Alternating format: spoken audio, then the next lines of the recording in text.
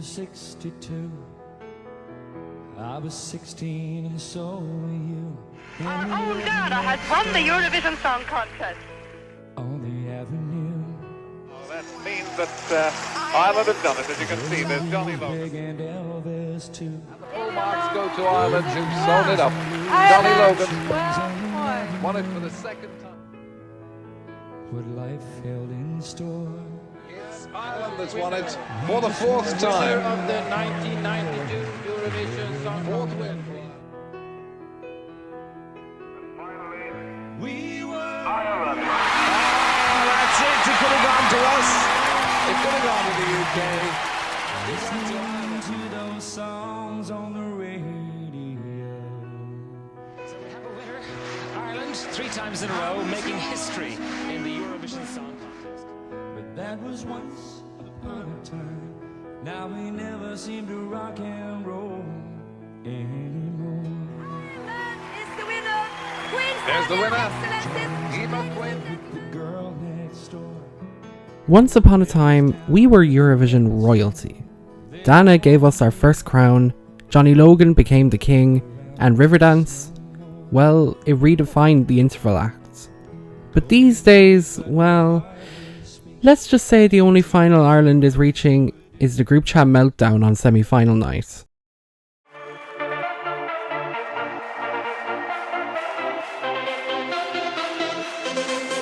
Ready for takeoff. So what happened? Why can't Ireland, the country with more Eurovision wins than any other, apart from Sweden, even qualify for the final anymore? And more importantly, what can we actually do about it? Let's rewind.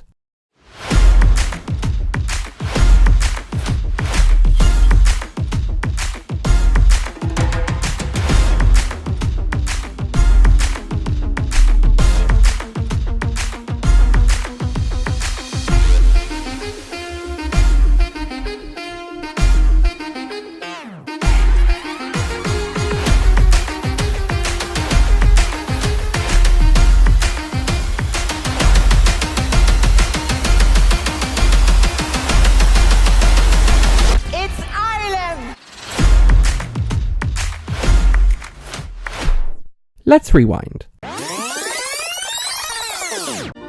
Snowdrops and daffodils, butterflies and bees. Between 1970 and 1996, Ireland won the contest 7 times. That's not just success, that's a monopoly. Dana, Early morning dew, all kinds of everything remind me of you. Johnny Logan twice, What's another year to someone who's lost everything that he owns? For the last time, hold me now. Don't cry, don't say a word, just hold me now. Linda Martin,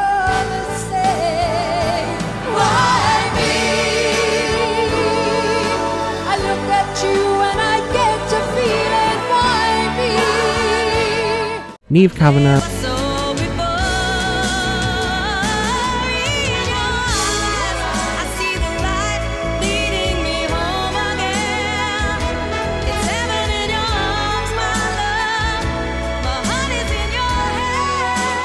Paula Harrington and Charlie McGettigan, We were the rock and roll kids. Rock and roll was all we did. and Emer Quinn.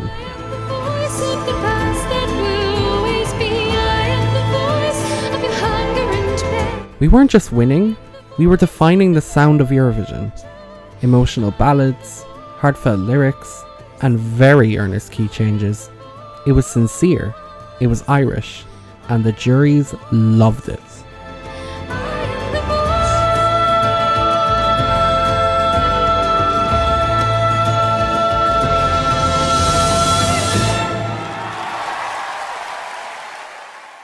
And then came the late 2000s.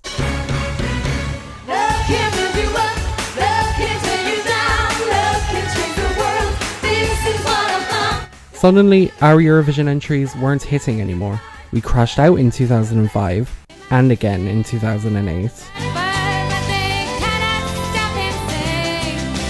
The televote had taken over, and our once winning Eurovision formula sounded old-fashioned.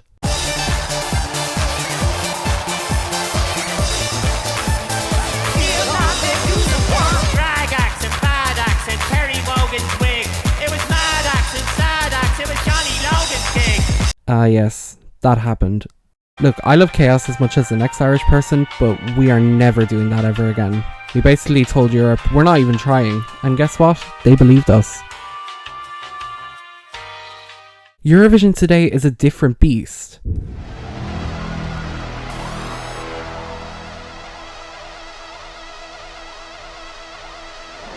It's a high production, high emotional spectacle. You need staging, concept, and a song that hits in 30 seconds or less. I mean, let's just look at what's winning now. We have Lorene's Panini Maker, we have Nemo's Spinning Top, we have JJ's Boat. Meanwhile, Ireland is sending songs that feel too safe. Radio friendly, sure, but Eurovision unfriendly.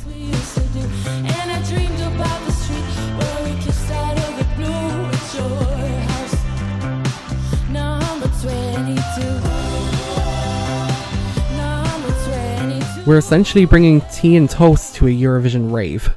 Is there a formula to a winning Eurovision song? I think so. Verse, chorus, middle eight, key change, verse, chorus, end of. And it works. And for Ireland, it's always been a ballad.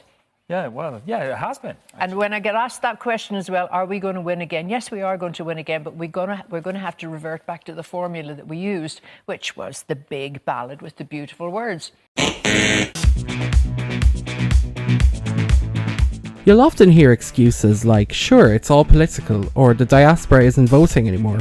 Small countries do qualify and do really well. Recent examples include Portugal, Czechia, and even Switzerland, who managed to win just last year. And in the words of Nemo, they all broke a code. They cracked it by evolving. We can't just blame politics or assume we're being ignored. Eurovision, for the most part, isn't rigged. It just requires strategy. So let's break it down. We often show up with static performances. 2025 is a big example of that. Eurovision isn't a radio contest. If your LED screen is just clouds or your act is just standing still for 3 minutes, no one will remember you. We're relying on safe, middle-of-the-road pop, but Eurovision fans want either emotion or insanity. We just need to add a bit more punch. Eurosong is... well, it's a mixed bag. It's a late night show buried on RTE1 with 6 half-baked songs and a vibe that just feels like a lock-in. RTE needs to take this seriously. Other countries have full teams, songwriting camps, choreographers. We can't just show up and rely on our former legacy. We need to do more. Now here's the good news. We actually can turn this around. And here's a few ways of how we can do that. This is actually something that is going to be introduced next year. But bring in Irish and international songwriters. Focus on creating a killer track first and not just picking from the pile. Pick someone with a vision and act with charisma, not just a decent voice or a memorable name. Imagine if Wild Youth Entry from 2023 had the staging that Finland had or the staging that Sweden had.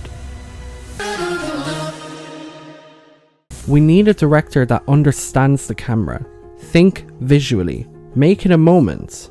We managed to do that in 2024 with Sergio Hayen, who has since gone on to direct the winning entry from 2025. We need vision like that in order to bring a compelling performance.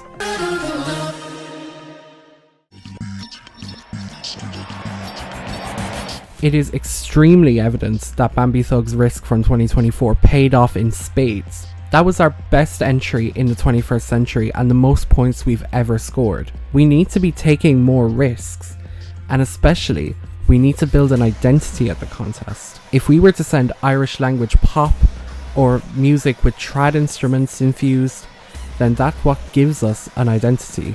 This is how a country like Ukraine manages to do well every year. Ukraine and Albania are great examples of this. They managed to bring their own cultural identity into the contest, but fuse it with modern music trends, and that is what gets them really good results every year. Eurovision fans are savvy. Tap into their expertise. Let the Irish fanbase help shape the final decision. Don't just dump 6 songs onto us in February.